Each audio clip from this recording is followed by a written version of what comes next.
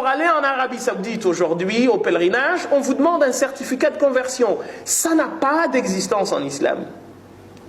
Pas plus qu'il n'y a pas ce qu'on appelle un non-musulman. Et je pense qu'on a dû vous sortir aussi ce délire quand vous vous êtes converti. C'est quoi un non-musulman? Ah ben c'est de t'appeler Mohammed. Mais tu peux t'appeler Philippe et être meilleur musulman que celui qui s'appelle Mohammed. Ça ne veut rien dire du tout. L'islam, ce n'est pas une religion arabe. C'est une religion universelle. Elle n'est ni pour les Arabes, ni pour les grands, ni pour les petits. C'est la religion de tout le monde. Le prophète de l'islam dit « J'ai été envoyé au rouge et au noir. » Ce n'est pas le rouge et le noir de Stendhal, hein, mais j'ai été envoyé à tout le monde. Donc on n'a pas le droit de vous dire à vous, ah ben vous vous êtes converti à Évry, je vais même aller plus loin. Vous n'avez même pas le droit de venir me voir moi et vous dire que vous êtes converti à l'islam. C'est quelque chose qui est entre vous et votre Créateur. Et le Coran nous donne beaucoup d'exemples. La conversion ou la découverte de Dieu qui a été celle d'Abraham, le Coran nous dit, Abraham a commencé par regarder les astres. Il a regardé les étoiles un jour. Il s'est dit, bah, ça c'est mon Dieu. Parce qu'il était dans la quête de Dieu. Il était dans une quête de sens. Le Coran, il a dit non, non, non, non. Quand il a vu que la journée, une fois le soleil levé, celui-ci a raison des étoiles qui disparaissent, il s'est dit, ben non, ça ne peut pas être Dieu parce qu'il a été battu. Elles ont été battues par la journée. Quand la lune est arrivée, il s'est dit, mais non, finalement, la lune, des fois, elle n'existe pas. Le soleil, il s'est dit, ah ben non, celui-là... Mais le soleil également, il se couche. Il a dit, mais finalement, mon Dieu, il est celui qui contrôle tout cela. Donc, vous voyez, il a fait un cheminement qui a été un cheminement personnel de quête de sens. Et à aucun moment, il n'est dit qu'Abraham a été rencontrer un prêtre ou un imam pour lui dire, oh, tu vois, mon fils... Et d'ailleurs, en islam, c'est un des problèmes que les musulmans rencontrent aujourd'hui, c'est qu'il n'y a pas de clergé. Moi, je ne suis pas le représentant de Dieu dans la religion musulmane. Je ne suis que comme vous. En fait, c'est juste, on m'a mis devant. Et imam, en arabe, ça vient de amam, qui veut dire être au devant. Donc, amam, retenez bien cette définition. Amam veut dire être au devant. Donc, imam, c'est celui qui est devant. C'est tout. Vous ne voulez pas de moi, vous me mettez derrière, c'est tout. C'est pas un titre qui est... je ne suis pas ad vitam aeternam imam. Non?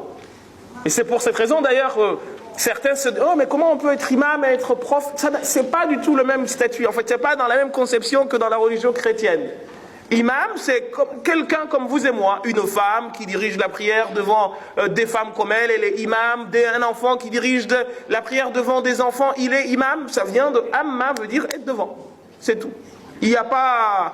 Donc il n'y a pas une relation... Moi, je n'ai pas une relation avec Dieu qui serait différente de celle que le commun des mortels aurait.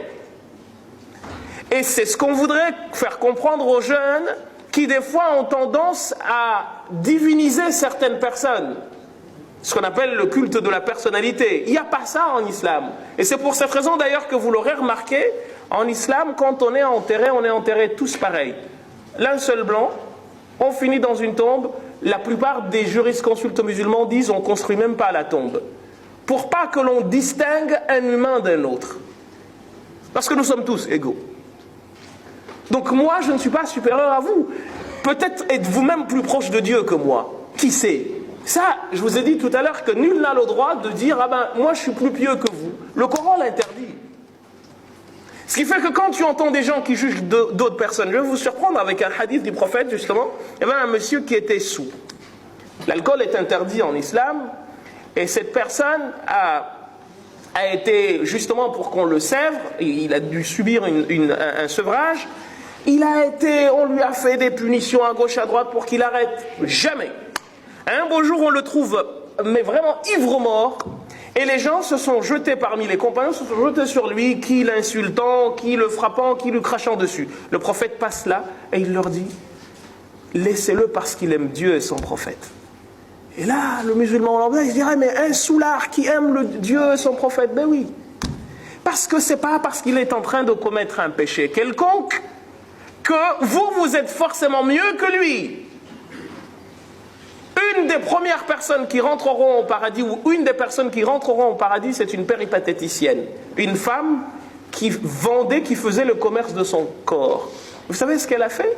Le prophète de l'islam nous dit, elle a trouvé un chien qui mourait de soif, elle l'a abreuvé, et ce chien a été la raison pour laquelle elle est entrée au paradis. Et une femme qui faisait les 5 prières par jour est allée en enfer. Vous savez pourquoi? Parce qu'elle embêtait ses voisins. Vous voyez la différence?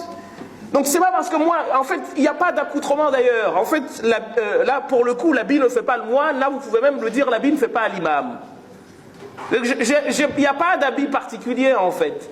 Et malheureusement, dans nos mosquées aujourd'hui, si je ne m'habille pas avec une djellaba, ben, les gens vont tous, mais il est bizarre, il devrait venir. Il y a même des gens qui vont à la télé en mettant une chéchia comme si la chéchia faisait l'imam.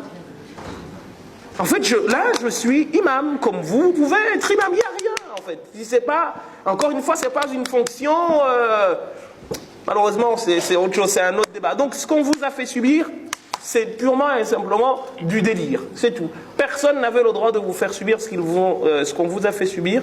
Et malheureusement, vous savez, il y a des gens qui se veulent beaucoup plus royalistes que le roi, et en l'occurrence des gens qui se veulent beaucoup plus prophétiques que le prophète lui-même. Au temps du prophète, tu voulais devenir musulman, c'était quoi? J'atteste que nul ne mérite d'être adoré à part Dieu, et que Mohammed est son messager. Et il y a même mieux, si tu doutes de la prophétie de Jésus ou d'un des prophètes de la Bible, il te faut impérativement dire, et je reconnais également qu'un tel parmi les prophètes dont je doutais de la prophétie est bien prophète, autrement tu n'es pas musulman.